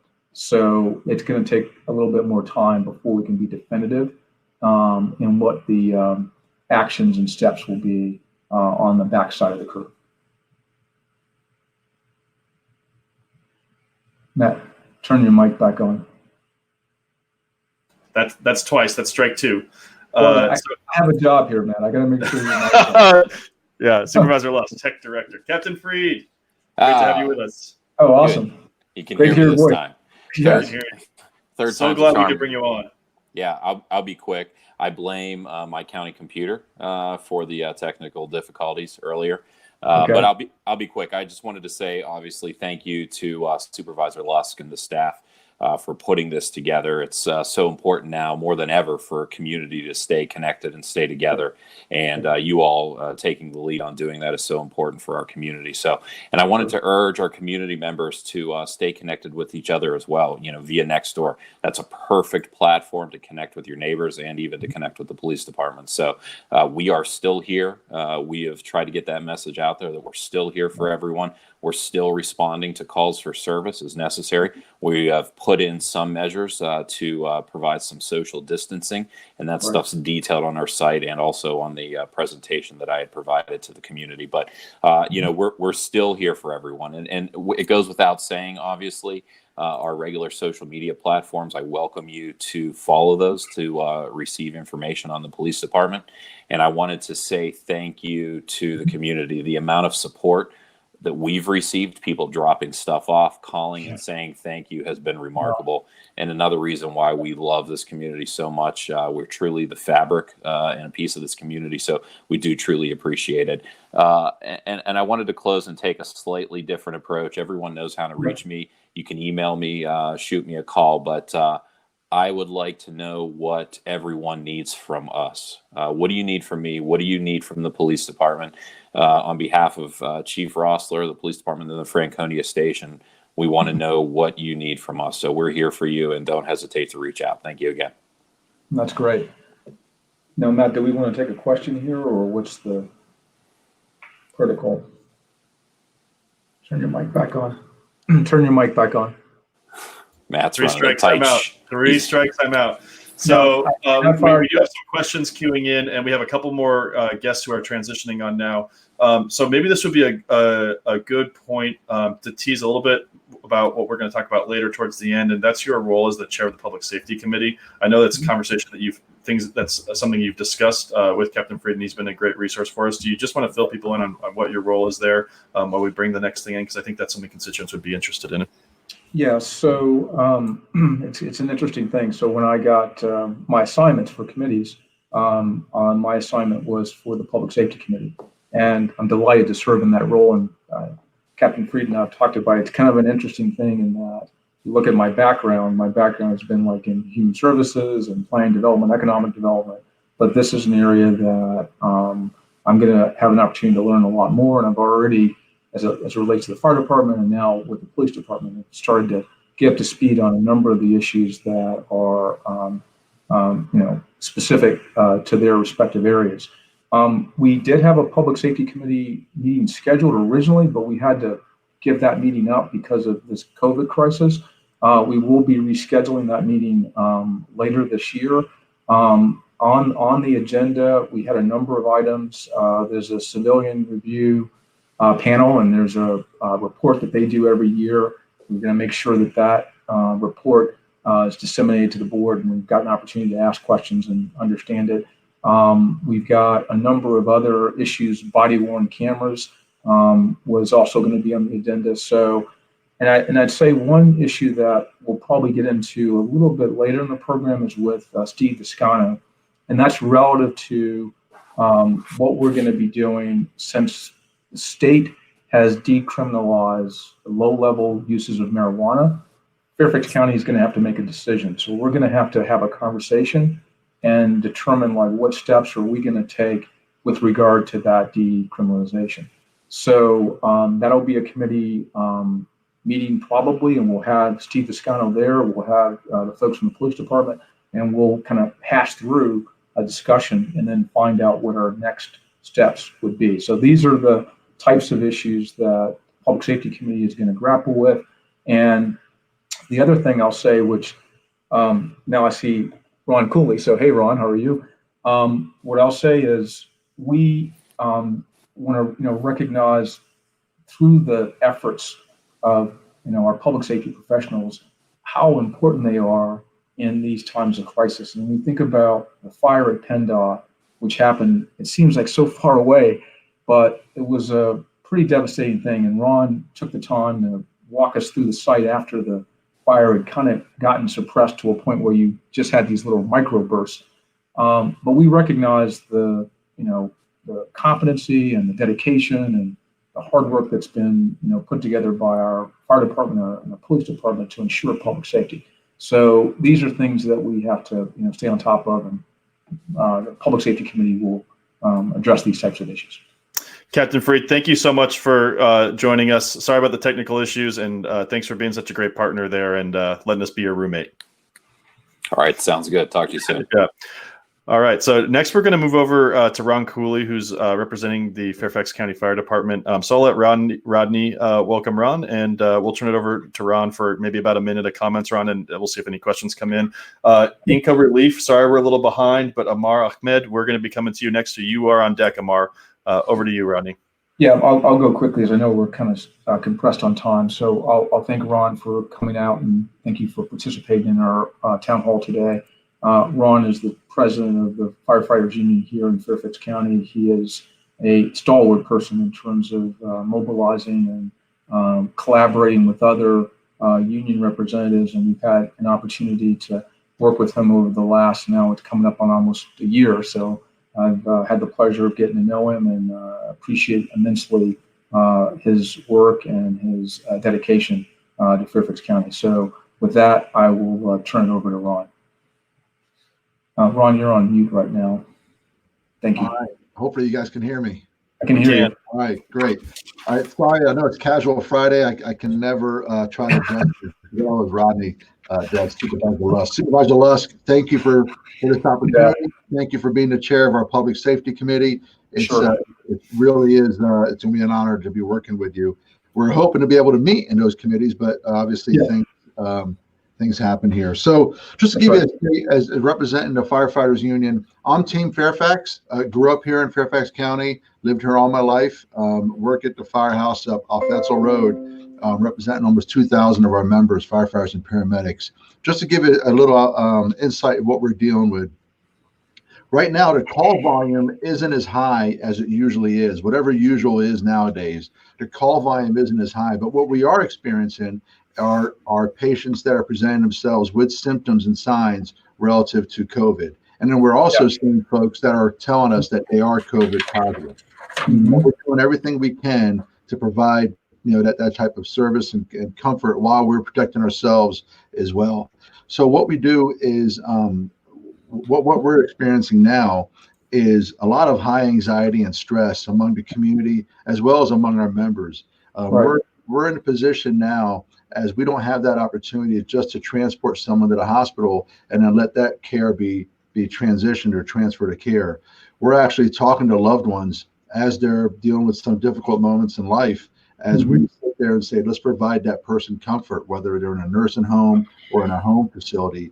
And it's becoming very difficult because that's to be the last time they would say goodbye to their loved one if we transport them to the hospital. Let's provide that opportunity, provide end of life comfort to them. So, and that's obviously we 3 or 4 times in my last shift we've been performing CPR. The police officers have been great. They've been arriving on the scene with us and providing us some great support during these really difficult times. So the community in Fairfax, I believe our numbers are relatively low, and that's because of the great messaging from the fire chief, from the fire department, from our union, on our social media, the board of supervisors, the leadership that yourself and Chairman McKay have shown during this and will continue to show has been amazing. And I believe that really, truly is representative of why our numbers are fairly low compared to other municipalities our size. Thankfully, right now, we don't have any firefighters with COVID positive, unlike our surrounding jurisdictions.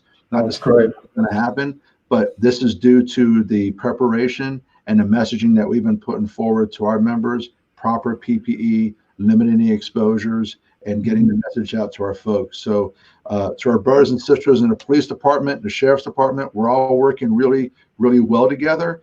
I know that you know this with public safety. It's a unified approach. You saw that at the Groveton fire. I did. It's just it's an honor in my 28th year. You know, I've seen all types of stuff and been involved in all types of response, USAR teams and everything else. And this is something that's just really, quite frankly, unbelievable. I keep wanting to wake up from a movie. I like it. But if there's any questions, I'm more than happy to weigh in on anything. But this is a great opportunity and a great medium, I guess, to really to speak to our citizens. So just again, to the citizens, thank you very much for supporting your firefighters.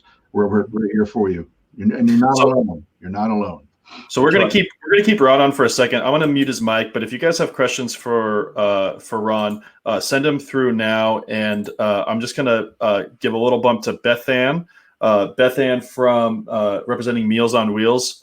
We've sent you an invite. We'll continue to re-prompt you, but you'll be up next, and we're going to try to connect you. But in the meantime, Ron, this might be a question that you have insight on, and I know Supervisor Lusk, this is something that the health department and others have talked to us about. But we've gotten some questions from folks about if they should go out and be purchasing masks and wearing masks, and does that increase their safety? Does it decrease their safety? I know that we've gotten some feedback on it. So Ron, you might know more about this. So I might come to you first on this, and then come back to you, Supervisor Lusk.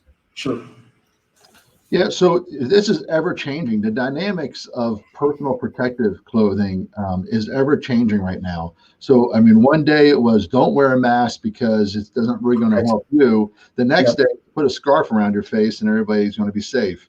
Right. So I guess, you know, my answer to my friends and family is if it makes you feel comfortable and it makes you feel safe, then by all means, go ahead and use it. But you have to understand the dynamics of using a mask and removing it. So when we in the fire service, we wear our N95 mask. If we're subjected to a potential COVID patient, that mask is then removed very specifically. We just don't take it and rip it off because you still have what could be, you know, the virus and contaminants on there. So people are making homemade masks. We have somebody that wants to donate a bunch of masks to us that I'll be sharing with our public safety agencies. You know, something could be better than nothing, but just follow the CDC guidelines. That's probably the best advice I can give is follow the CDC guidelines right now. Thanks a lot, Ron. So it looks like we have our next guest on. So we're going to say goodbye to you here, but I'll let Rodney leave you with some parting words. Yeah, thank you again, Ron, and be safe, and certainly let us know if there's anything we can do to help you. Yep, honor to serve. Thank you. Okay. All right, so we're going to jump over now. We're going to welcome Beth Ann Marguerite, who is representing Meals on Wheels, and she had some information that she wanted to share. So over to you, Beth Ann. Hey, Beth Ann, are you with us? No. Okay. We'll try to reconnect you, Beth Ann. So just stand by. While we're waiting, Kim Clark, we'll probably send you an invite while we wait here. So Kim represents the Springfield Chamber of Commerce, and Kim's going to give us some info. I know that we got a great layout from Holiday Doherty on the Mount Vernon Lee side, but Springfield's also a very important part of Lee District. And so maybe Supervisor Lusk, can you talk a little bit about some of the activities we have going on in the Springfield area while we wait for her to connect? Yeah, so we're working closely with the Greater Springfield Chamber, and I'll give a plug and a shout out to Kimberly Clark. Here she is right now, Kim Clark. I think we've got some desire to see some additional development in the Springfield area. So looking specifically at what we can do at the Springfield Mall site to kind of bring on that mix of uses that we've got planned there. And then looking over in kind of the central Springfield area, there's a building called the Needle Building. That's what I call it. It's got all the little antenna on the top of it. That building has been driving me insane for years. And we really need to think about a way to get that reprogrammed. That building has exceeded its useful life.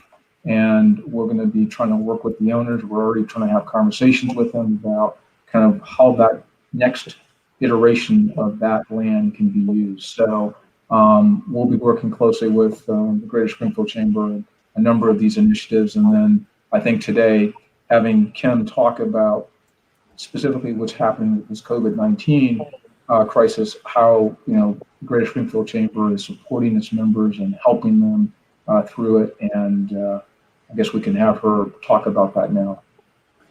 Sure. Thank you. Good afternoon, everyone. And thanks, Supervisor Lusk, for putting this together and including us. Sure. So really, I'll be quick. On our website page, springfieldchamber.org, which the link is below, we have several resources for the community and everyone, really.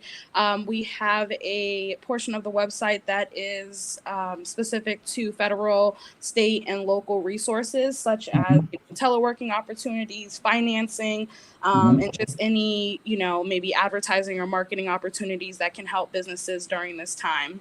We have another portion of the website which is dedicated to volunteer opportunities. So, whether that you can volunteer time right now, money, or items. We have, a lot of our nonprofit organizations, churches or Echo Koinonia, who are really looking for resources of some type there. So that's another opportunity for everyone.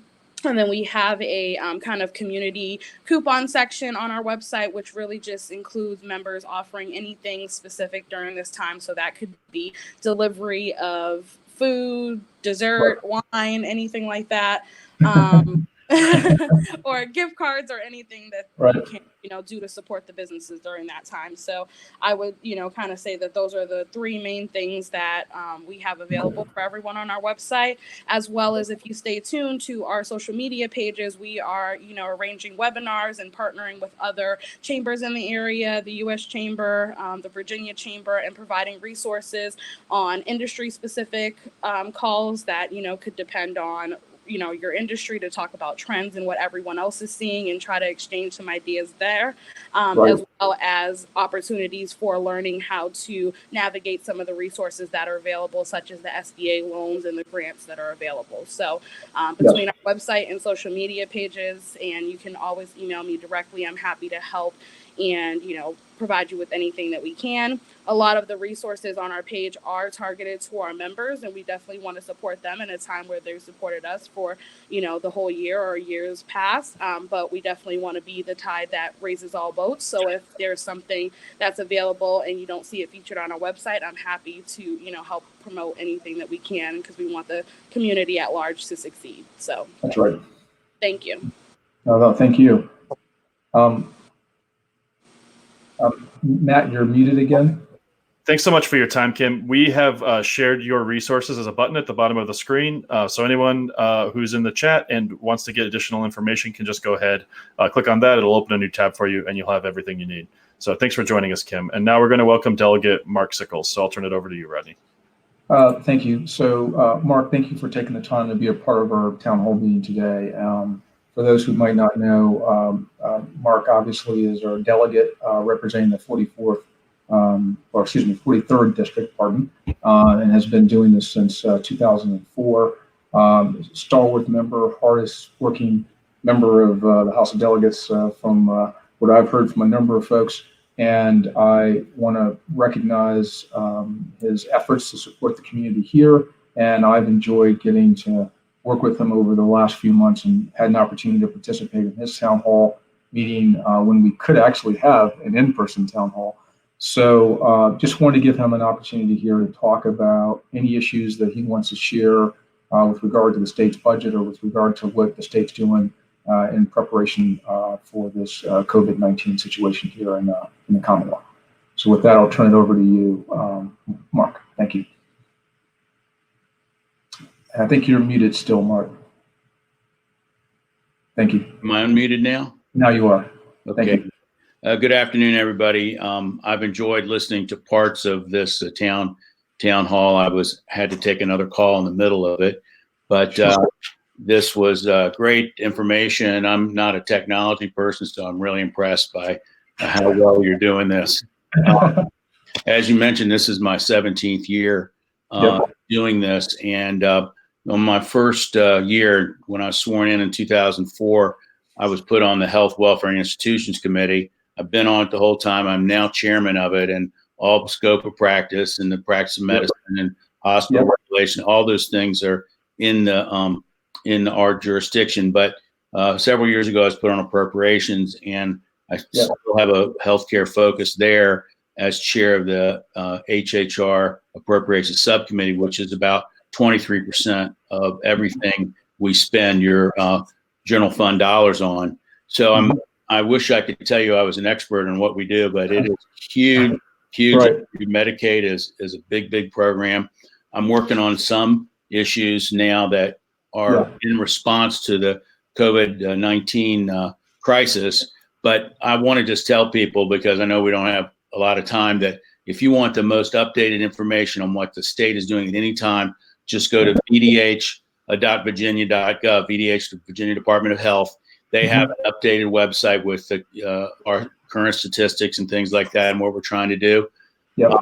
They are struggling, luckily, and knock on wood, I think I heard the Innova person earlier talking. They seem to be prepared, and I'm glad our community seems to be prepared. But it makes me nervous when we say we're in a crisis like this, that we're all ready to go when something might happen. But I want everyone to know that if they have a problem with state government, an insurance problem, or a problem with the DMAS, Department of Medical Assistance Services, our Medicaid agency, please call our office at 703-922-6440. We can try to help work that out. So it's so ironic that we're having this crisis right on the heels of the most successful Northern Virginia budget that we've seen in ages. Definitely the best one since I've been there. And it's not great to brag about this, but we finally got K-12 spending back to the 2008 pre-recession level in this budget. The governor had a generous, re-benchmarking program, but we added a couple $100 million to that. He did not have raises for teachers in the first year. We fixed that. Now, all these things that we did, quote, new, unquote, are going to be under a microscope now, because you got to take care of your basic needs before you move on to new things. And so I'm going to be very involved in the General Assembly's approach to that as a conferee on the budget. Luckily, this is also historic. Probably never happened. I'm sure it's never happened, but we have 4 Fairfax County General Assembly members on the budget conference, 3 in the Senate and me in the House. And of course, Luke Torian, the chairman, is from Prince William County. So that's in our planning district, which is helping. The majority leader, Dick Saslaw, the Senate Finance Committee chair, Janet Howe, and George Barker, who represents part of my district and your district. He does. He is the 4 of us are on the committee. So now we've got to live up to all those promises we've made over the years to get our more funding up here. Now, I'm very concerned personally about how these programs operate through our Community Services Board. That most people probably don't use CSB in their regular lexicon when they're talking to people, but it's an extraordinarily important agency that handles substance abuse, mental health issues, and developmental disabilities. And a lot of our funding goes through there. And Northern Virginia has not gotten its fair share over time. It's a budget-driven thing. At least the K through 12 schools supervisor, there's a formula that we can point to. With healthcare, there's no formula. And the fact that you guys do so much to help out probably enables the state not to do everything we should be doing. But we have a crisis in mental health across the state that they're not uniform services. People, we're trying to move telehealth into being used more frequently and making sure the insurance companies cover it.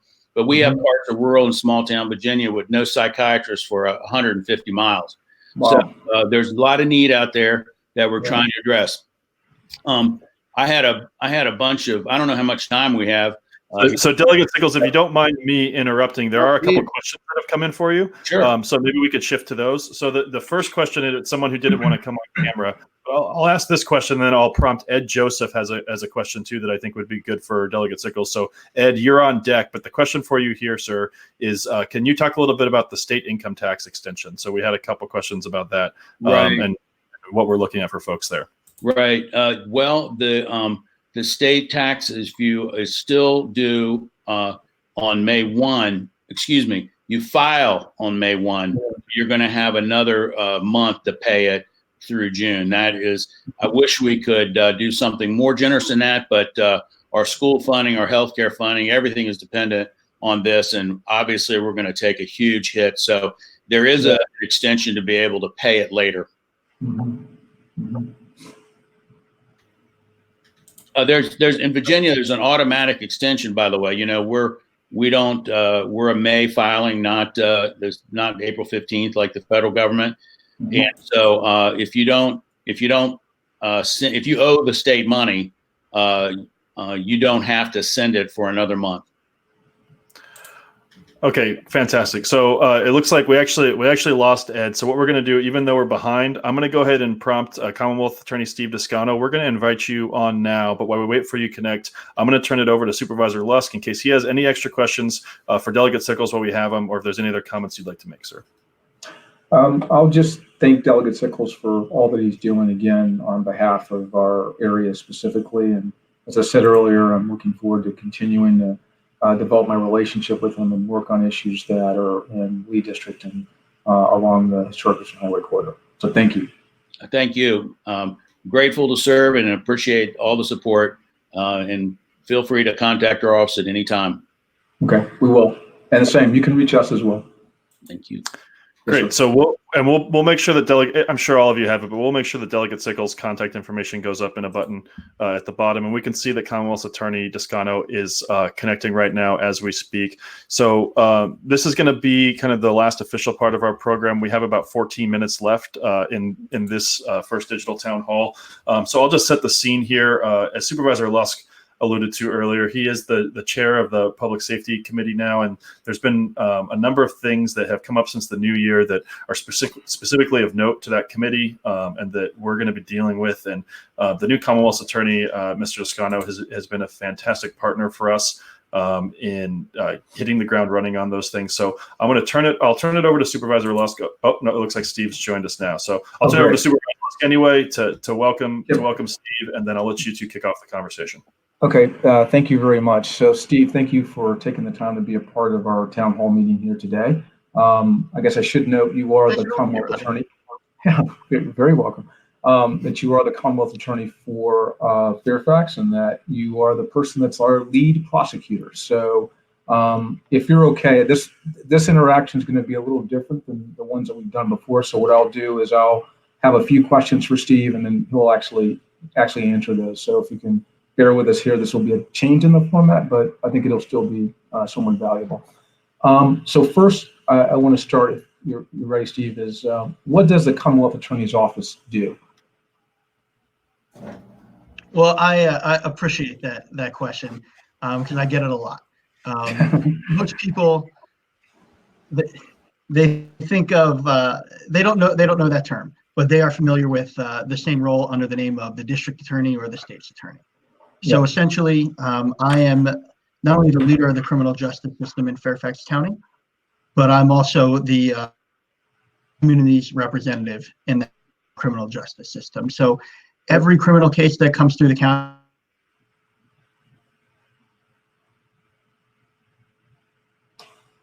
Did we lose him? I think we've lost Steve. I think he might have an unstable connection over where he is, but maybe while we're waiting for Steve to come back. Right.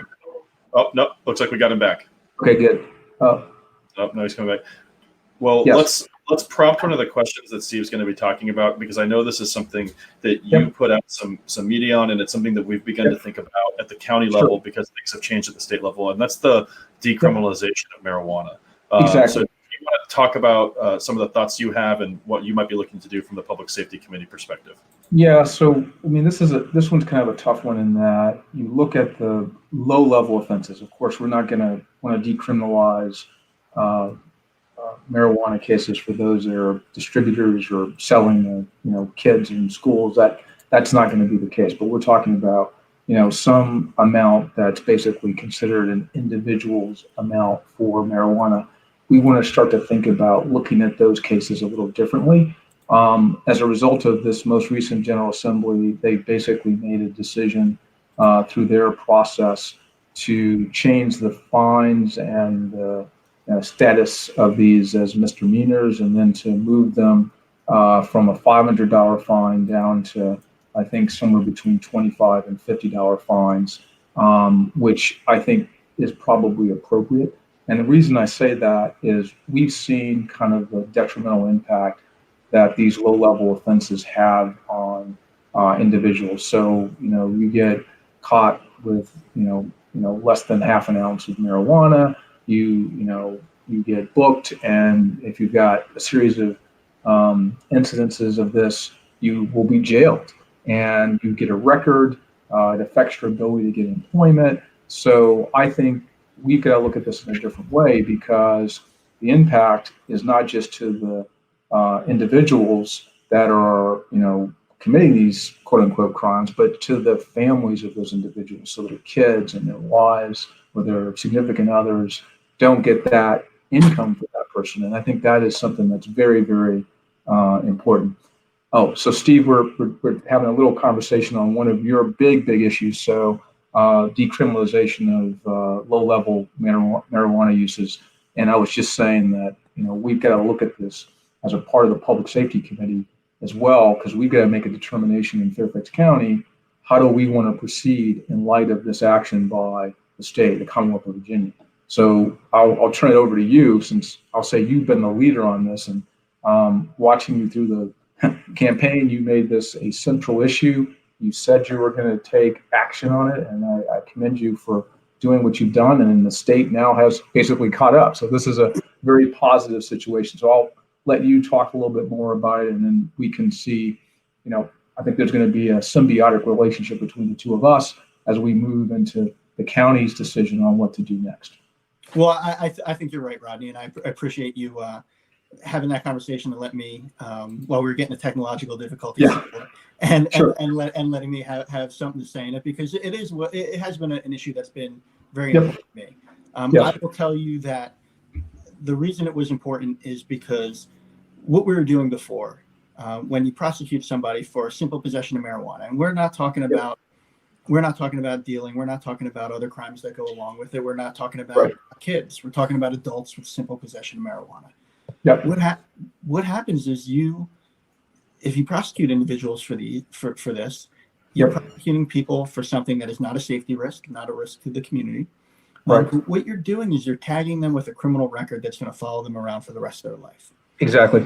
Right. And I know that this is very important when you take a look at things like, can they get a job?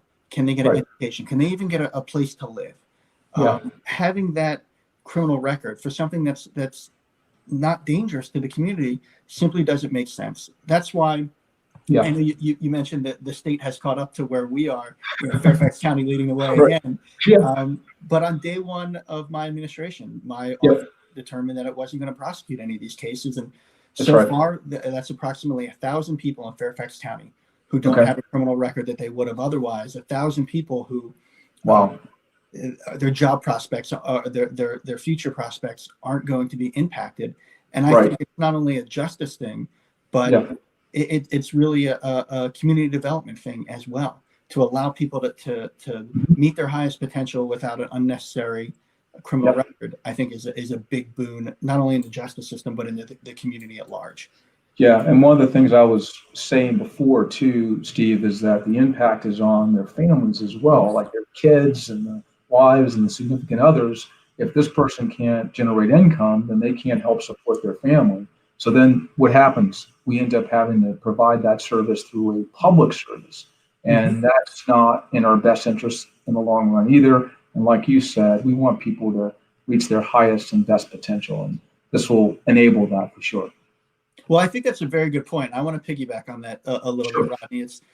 These things, these justice issues, they are multi-generational in the way that you just described, right? Whether it's this issue or another issue, the decisions that get made in the criminal justice system that affect the parent, affect, they don't just affect that individual, it affects everyone in their family. And that's why we have to be very cognizant of these things, because like you said, it's a multi-generational effect and it affects so many other things. That's right. That's right. So, no, thank you for your leadership on that. I think that's just been extraordinary. So, thank you. Yeah, no problem. Let me do this. Do we have enough time to maybe pick another question, or what do you think? We have about time for one more question from you, Supervisor Lusk, and just one really quick, if you could do 30 seconds or left, Steve, or less, Steve. We had a question. Could you just give a little bit of clarity for folks in terms of the change in stance now on the prosecution? Is there a difference between having marijuana on your person and actually smoking it in public, and is that handled differently, or is the law looking at it differently right now? And then over to you, Rodney, right after that. Yes, sir. Got it. We look at everything from a totality of the circumstances. So what we are doing is we are not prosecuting adults for simple possession of marijuana, and that includes non-conspicuous public use. So we would look at that case as on a case-by-case basis. I think there is a big difference between smoking marijuana in the woods behind your house where no one can see you, and where it is smoking at a school playground in front of a bunch of kids. If it's inconspicuous public use, which would be the behind the woods, at the woods behind your house, we wouldn't prosecute for that. But if you were smoking in a crowded area or in a public school or what have you, that would not be inconspicuous public use. And right now, that case would still go forward. Okay, great. Supervisor Lusk, over to you for just maybe a closing question or remarks. We have less than 5 minutes left on our stream. Okay, I'll go ahead and say thank you, Steve, for your leadership, and I'll be looking forward to working with you as we move into the next phases. I think this is going to be a pretty exciting time. Once we get past this COVID thing, that's right. We'll emerge from this pretty soon. So thank you again. Okay. Thank you. So Matt, I'll go ahead and just basically say thank you to everyone who participated in this town hall meeting today. This was our initial foray. It looks like we didn't have as many issues. This is pretty impressive. So Matt, I'll give you a lot of credit here. So Matt, my chief of staff, is the one who is the brainchild for this and worked to get this set up. I know that this is a labor of love for him. So congratulations. I'll say we'll be employing this for our budget town hall. So once we see the results, and I guess we'll be getting those here today, Matt, but we'll come back to the community and we'll use the same sort of format with the Department of Management and Budget. And if we can get someone from the school side, we'll do that as well. So what I'm going to say now is I know we're in a really tough situation with this COVID-19, and in this country and in this area, we've had challenges before. We're going to get through this. We're going to have to support each other. We're going to be committed to listening to the advice of the governor, of the health department professionals, of the CDC, but we will get through this and we'll be stronger as a result. So I just want to say to everyone, my office is committed to helping in any way. We're going to be available. You can reach us via phone if that's easiest for you. I'll give you our number, 703-971-6262. You can call us anytime. Second, if you want to send us an email, I think it's pretty easy. It's leadist@fairfaxcounty.gov. So feel free to reach out to us, and we're going to be engaged in any concerns or issues or questions that you might have. And then I'll just close now by saying, please continue the social distancing. We've got to make sure we're going to continue to kind of slow the spread. In the end, we will all benefit from it because we'll have less active cases of COVID-19, and that also means we'll have less fatalities.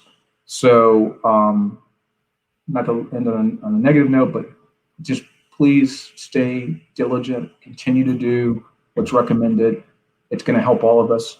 And again, enjoy this town hall today and look forward to seeing you all at some future point. Thank you very much. Thanks, everyone. Look forward to doing this again.